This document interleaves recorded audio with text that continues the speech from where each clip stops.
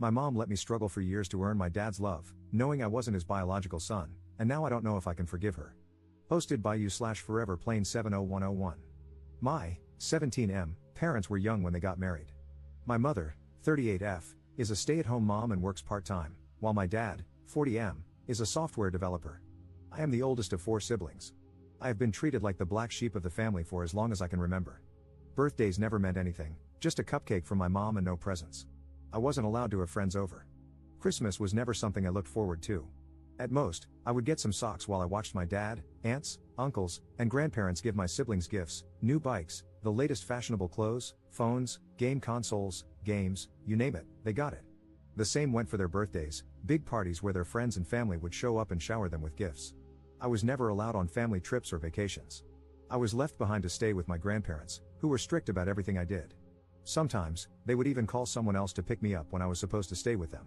My mom got a part-time job when I was 13, and sometimes she would ask if we could just spend the day together while my dad and siblings were out, even if it was just to get ice cream.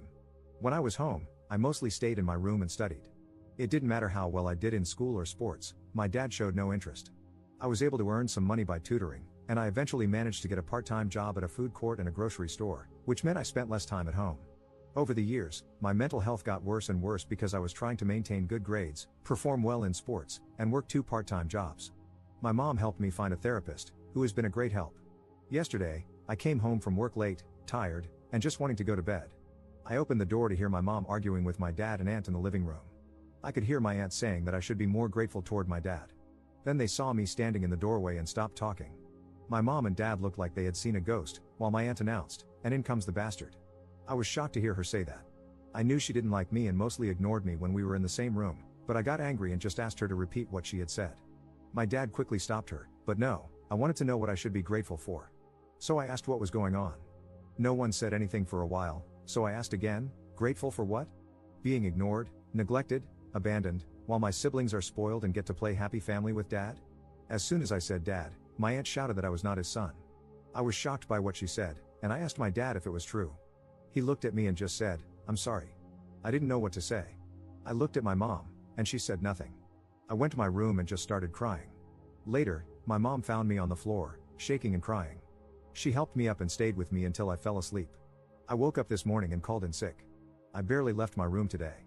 I just feel like everything I've done to make the man I call dad proud, or just to get him to acknowledge me, has been a waste of my life. I wish I had known years ago. Edit. After I put up this post, I had to get out of the house. I wanted to be alone for a while, and the thoughts of ending things became too hard to ignore. So, I called my best friend, and he picked me up. We went for a drive, and I told him what had happened yesterday. He just listened while I cried and told him everything. He already knew my father was like this, but not the extended family. I had never seen him so angry before. He had to pull over to calm himself down. I showed him the post, and he was silent for a while. After a few minutes, he told me that no matter what, I was his best friend, and he asked if it would be okay for him to maybe talk to his parents about me staying at his place for some time. I said yes. He dropped me off at home, and we got out of the car and talked for a bit. Before he left, he gave me a hug and said that whenever I felt alone, I should give him a call. When I entered the house, I ignored everyone. First, I would like to thank everyone for your comments. Though I have not responded, I have read through all of them. They have not only been helpful in helping me see things differently, but they have also encouraged me to stay strong until I can move out.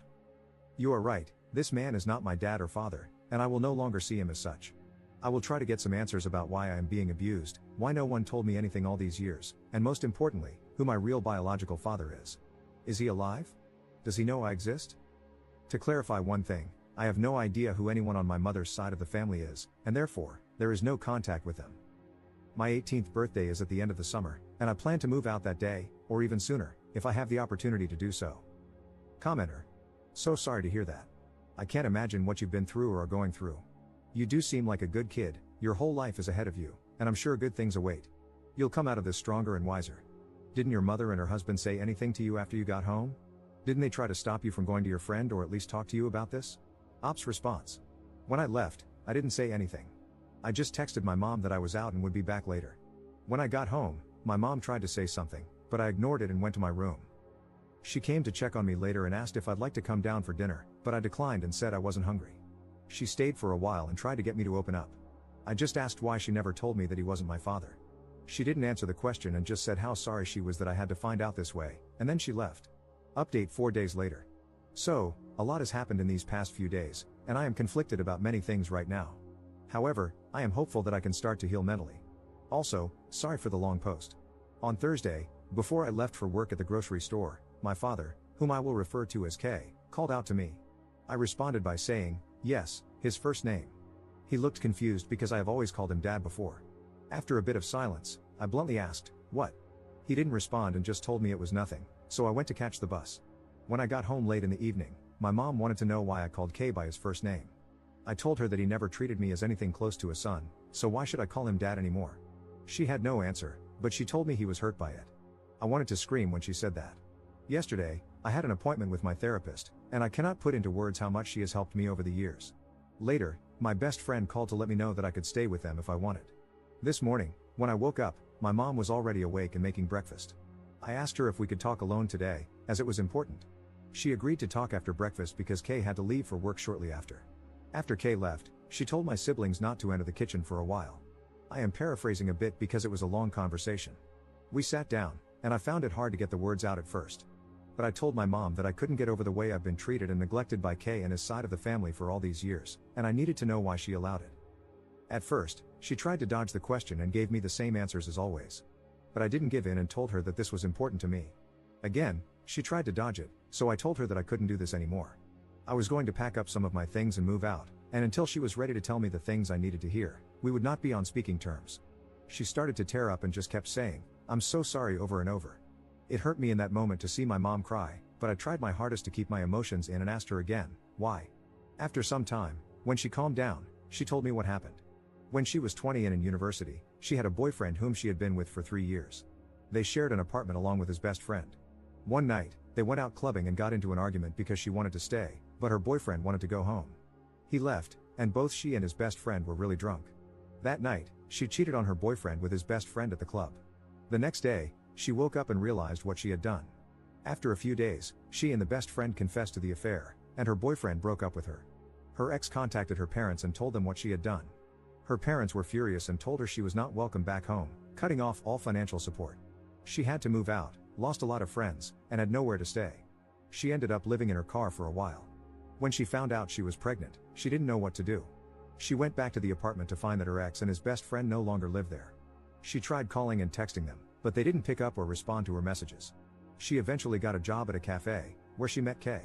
He was a regular customer, and they got to know each other. Kay asked her out, and even though she told him she was pregnant, he didn't care at the time. However, Kay's parents were not happy that their son was dating a pregnant woman and a cheater and threatened to cut him out of their lives. Kay got scared and was going to break up with her, but she begged him not to and promised to be the perfect wife and have his kids. They made plans to get married soon after I was born. Kay never showed any interest in me when I was born, but my mom lived with the hope that one day he would. After hearing all of this, I didn't know what to say for a while. After thinking for a moment, I asked if she had ever tried to contact my possible biological father. She said no, but based on the timeline, her affair partner was most likely my biological father, though she couldn't be 100% sure. I asked if she had ever tried to reconnect with her family. She said she tried when she was about to get married, but her parents, siblings, aunts, and uncles didn't want to see her, so she gave up.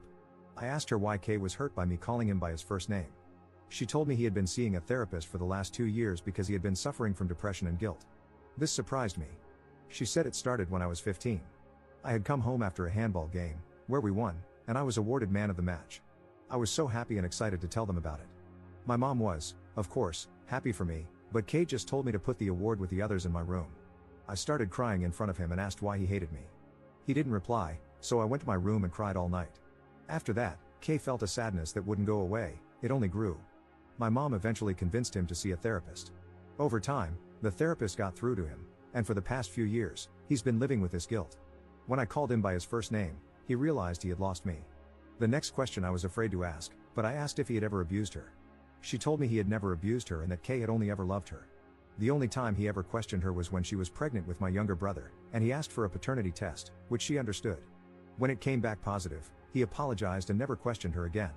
The last question I asked was why I was left with people who abused me physically, mentally, and emotionally while they went on trips and vacations.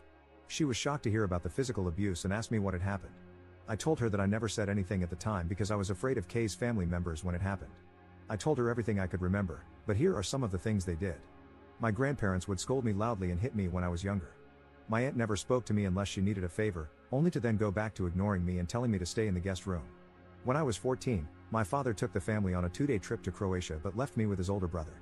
His brother asked me to go to the store to buy some things, and of course, I said yes. When I came back, he opened the door, took the bags, and locked me out of the house. I sat there crying until they had all finished their dinner. Then he let me in. My mom cried the whole time while I told her everything. She told me how sorry she was. She knew they didn't like me, but this was pure hate. After the conversation, she asked if I was going to move out and where. I told her I was planning on it but wouldn't tell her where because I didn't want Kay to know where I would be staying. She started crying again, and it hurt to see her cry. The conversation was long and lasted several hours, but these are just the main points. After that, I went to my room to clear my head and think. About an hour later, someone knocked on my door, and I told them to come in. It was Kay. He asked if he could enter, and I said yes. It was the first time I could remember him ever entering my bedroom. He looked around for a bit, stopping at the shelf where I keep all of my awards and trophies from school and sports. He looked both surprised and sad when he saw the medals from when I did track and field and played football. He stopped when he saw the small man of the match award and picked it up. He held it for a while and started to tear up.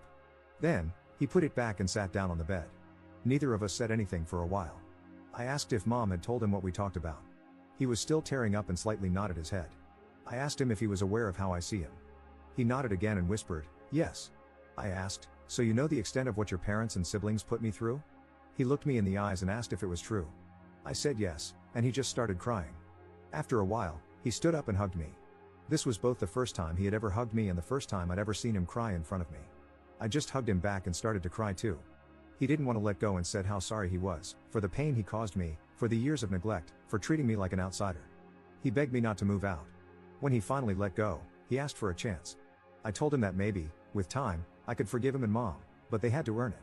However, I would not forgive his family for the things they had done.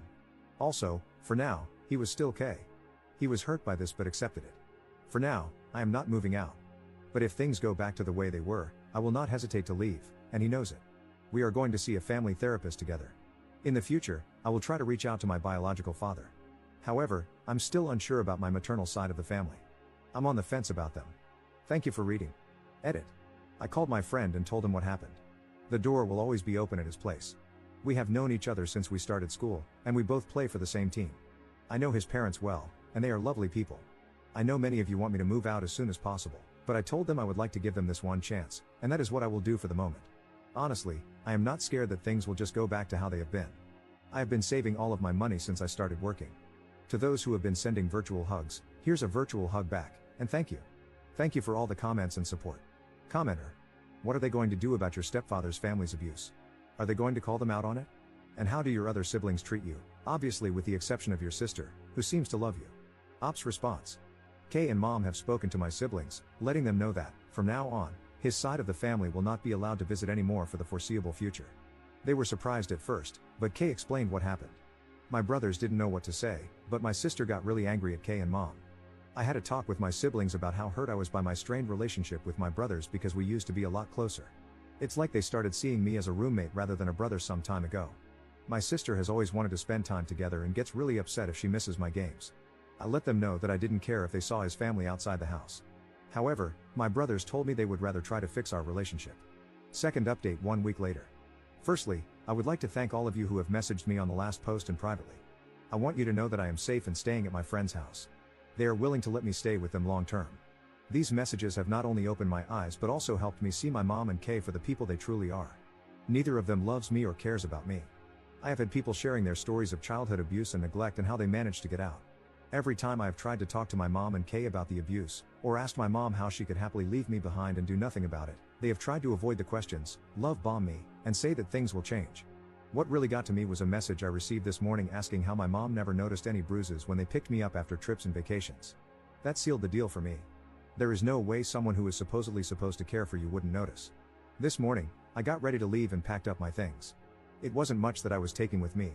When I was ready, I called my friend and asked him to pick me up when he could and to call me when he was outside. When my friend called me, I moved my things out. I let my mom and Kay know that I would be moving out. They did not take it well and started begging me to stay.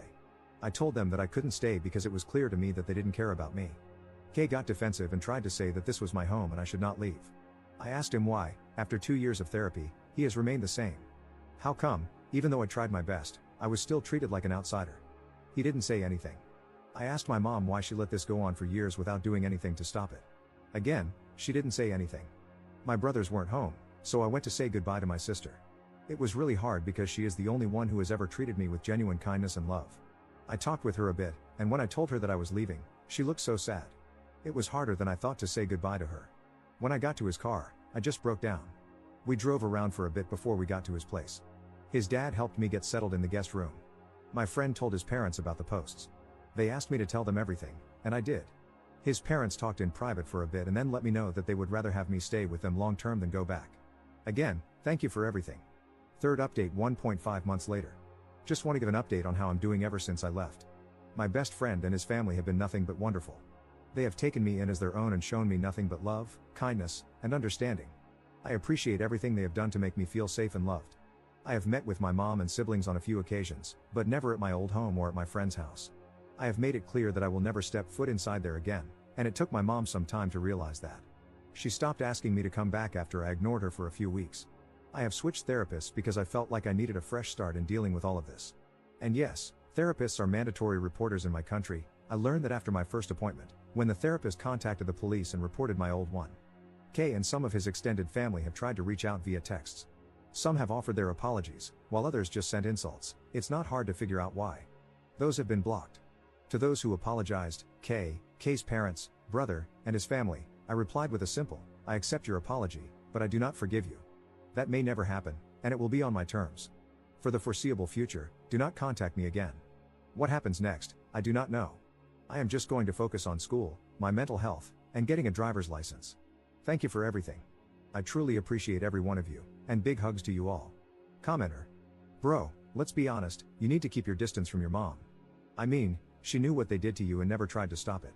She's a selfish woman who chose her life over her son. Ops response. The only reason I am in contact with my mom is that I can't meet my siblings without her. When I turn 18, I will become financially independent, and I can block her from interfering with my accounts. She has never done that in the past, but I don't want to take any chances. Commenter. I'm surprised that Kay's brother and his parents apologized. Ops response. I made a police report the day after I moved, and my new therapist also reported them. So, I think it's just an attempt to save face.